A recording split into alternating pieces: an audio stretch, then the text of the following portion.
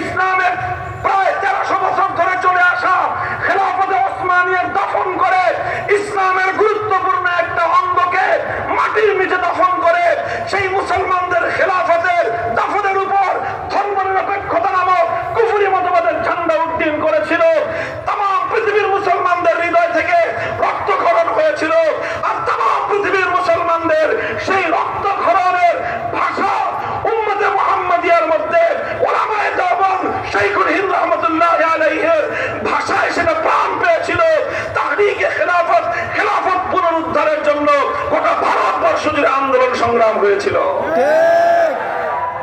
এই হলো আমাদের ইতিহাস। 1924 সালে আমাদের অনেক আন্দোলন, আমাদের পূর্বপুরুষদের অনেক ত্যাগ আর কোরবানি, সব কিছুকে উপেক্ষা করে আমাদের শাইখুল হিন্দ রাহমাতুল্লাহ আলাইহিকে গ্রেফতার করে সব কিছুর পরেও খেলাফতকে টেকানো যায় নাই। ব্রিটিশ সাম্রাজ্যবাদী শক্তি এবং পশ্চিমা সাম্রাজ্যবাদী শক্তি ঐক্যবদ্ধ হয়ে তুরস্কের খেলাফতকে তারা বিলুপ্ত ঘোষণা করে, আর সেই বিলুপ্ত খেলাফতের জায়গায় তুরস্কের মধ্যে মুসলমানদের 700 বছরের নেতৃত্বের প্রাণকেন্দ্র সেই ইস্তাম্বুলে, সেই তুরস্কের মাটিতে কামাল আতাতুর্ক নামক ইংরেজদের গোলামের মাধ্যমে ধর্মনিরপেক্ষ মতবাদ নামক কুফরি মতবাদের মধ্য দিয়ে খেলাফতের পতন ঘটাবার তারা চেষ্টা করেছে। হয়ে গেল 1924 সাল থেকে 2024 পর্যন্ত 100 বছর তার পূরণ হয়েছে। আলহামদুলিল্লাহ, সেই 100 বছর পূর্ণ হওয়ার আগেই প্রথমত 1996 সালে আর দ্বিতীয়ত 2021 সালের 15ই আগস্ট আল্লাহ পাক রব্বুল আলামিন মুসলমানদের কপালে খালি বারবার ঘুরে ফিরে আগস্টেই আল্লাহ পাক এই কপাল খুলে দেয় আমাদের। 15ই আগস্ট একবার আমরা 1947 সালে ব্রিটিশকে বিতরণ করে স্বাধীনতা অর্জন করেছিলাম। 1975 সালে এই 15ই আগস্ট যে কোনো ভাবে একটা বিপ্লবের মধ্য দিয়ে একটা স্বৈরতন্ত্রের বিলোপ হয়েছিল। আবার 2021 সালে এই 15ই আগস্ট আবার নতুন করে মুসলমানদের 100 বছরের হারানো গৌরব, মুসলমানদের সেই ইমানি প্রাণ কেন্দ্র আবার মুসলমানদের 250 কোটি মুসলমানদের জিম্মাদারি গ্রহণ করবার মতো সেই ইমারত এবং সেই খেলাফত আবার মুসলমানদের কাছে ফিরে এসেছে।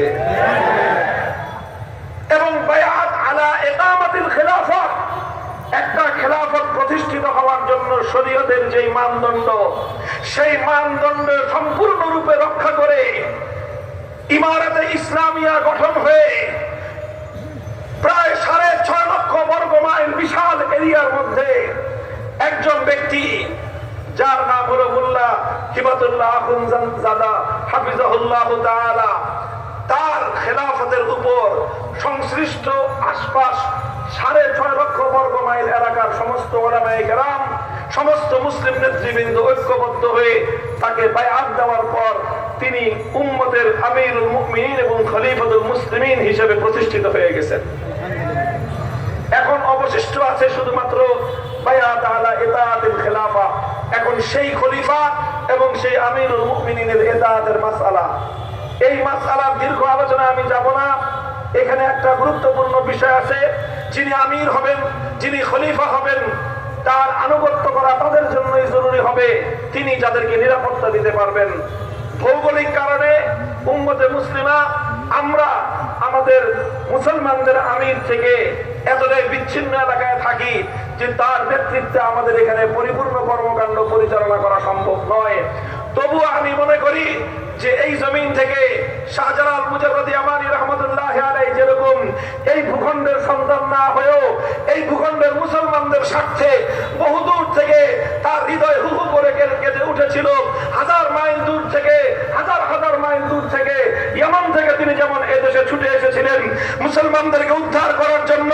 ও দুনিয়ার মুসলমান, এটাই প্রমাণ হয় মুসলমান কোন ভৌগোলিক সীমারেখায় আবদ্ধ থাকে না। মুসলমানের ইমানি ভ্রাতৃত্ব কোন সীমান্ত দিয়ে বেঁধে রাখা যায় না। মুসলমানদের ইমানি ভ্রাতৃত্ব আল্লাহর পয়গম্বর যেটা বর্ণনা করেছেন, তাম পৃথিবীর সমস্ত মুসলমান ভাই ভাই, পৃথিবীর যে কোনো প্রান্তে একজন ইমানি ভাই অথবা বোনের উপর যখন জুলুম হবে, আরেক প্রান্তের মুসলমান মনে করতে হবে আঘাত আমার উপরে হয়েছে। মুসলমানের উপর যে কোনো আঘাত বিদায় করা তার জন্য ফরজ।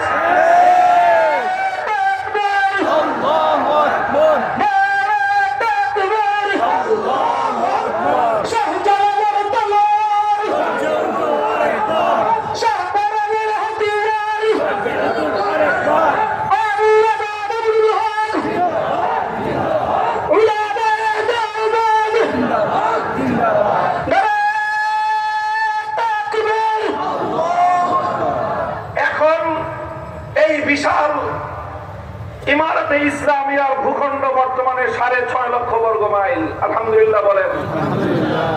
আমাদের বাংলাদেশ হলো 56,000 বর্গ মাইল, তাদের তো 6.5 লক্ষ বর্গ কিলোমিটার, কিলো মাইল নয়, প্রায় 6.5 লক্ষ বর্গ কিলোমিটার বিশাল ভূখণ্ড।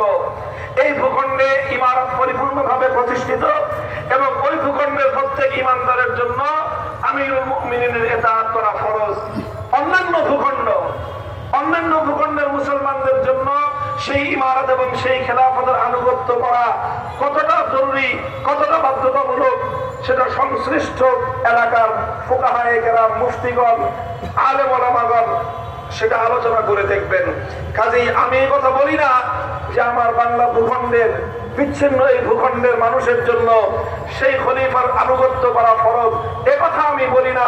তবে এ কথা আমি অবশ্যই বলবো, যারা একবিংশ শতাব্দীতে তাম পৃথিবীর রক্তচক্ষুকে উপেক্ষা করে আমেরিকার নেতৃত্বাধীন নেটো বাহিনীকে 20 বছরের দীর্ঘ এক যুদ্ধে পরাজিত করে, এর আগে সোভিয়েত লাল কুকুরদেরকে বিতাড়িত করে আল্লাহর জমিনে কোরআনের রাজ যারা কায়েম করেছে, আল্লাহর জমিনে ইসলামী হুকুমত যারা বাস্তবায়ন করেছে, আল্লাহর জমিনে ইসলামী আদালত যারা কায়েম করেছে, আল্লাহর জমিনে কোরআনের রাজ যারা কায়েম করেছে, আগামী বিশ্বে দুনিয়ার মুসলমানদের নেতৃত্ব তাদের হাতেই যাবে, তাদের নেতৃত্ব দেওয়ার অধিকার আছে।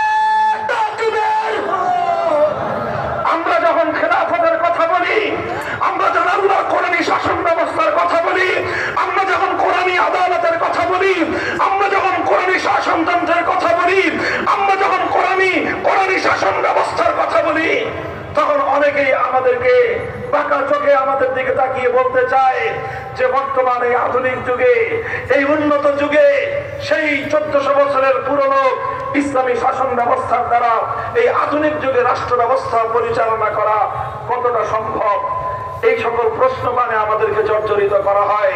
রাআইতু বিআইনাইয়া ওয়া শাহাদতু বিআইনাইয়া আল্লাহ, আমি আমার নিজের চোখে দেখেছি, আমি নিজে ভ্রমণ করে দেখে এসেছি। 500 কিলোমিটার রাতের অন্ধকারে পাহাড়ের দুর্গম পথ পাড়ি দিয়েছি। সেই জমিনে আমার কাছে মনে হয়েছে লা ইয়াখাফু আহাদান ইল্লাল্লাহ, আল্লাহ ছাড়া কাউকে ভয় করতে হয় না। কোনো ডাকাত নাই, সন্ত্রাসী নাই, চোর নাই, ছিনতাইকারী নাই, রাজধানী নাই, কারণ একটাই, সেই জমিনে আল্লাহর কোরআনের বিচার ব্যবস্থা কায়েম হয়েছে। আমরা বলতে চাই, আজ আমার বাংলাদেশে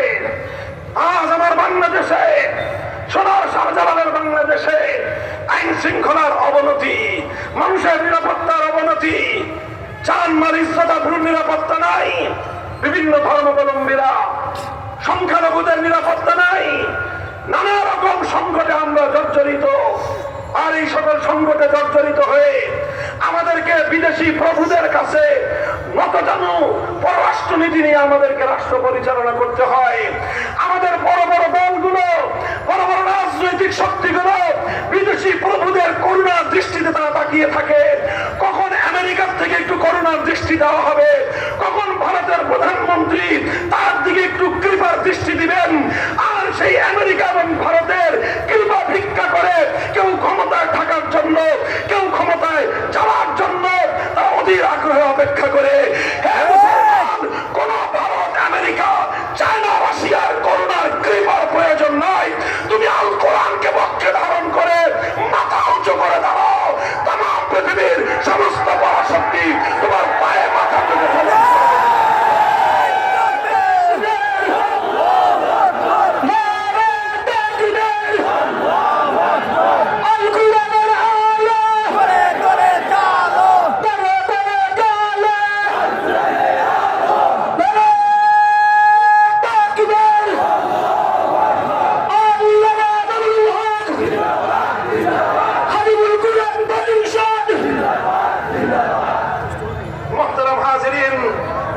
আমার প্রসঙ্গ যেহেতু চলেই আসলো, একটু কারগুজারি আমি শুনিয়েই দিই আপনাদের কাছে। ইমারতে ইসলামিয়ার যে চিফ জাস্টিস, ইমারতে ইসলামিয়ার যে প্রধান বিচারপতি মোল্লা আব্দুল হাকিম হাক্কানি হাফিজাহুল্লাহ তাআলা, শুধু বর্তমান ইমারতে ইসলামিয়া নয়, বর্তমান উম্মতে মুসলিমার একজন গুরুত্বপূর্ণ ইলমি শখসিয়ত। তিনি গুরুত্বপূর্ণ একজন আলেমে দ্বীন, ইসলামী কথা এবং বিচার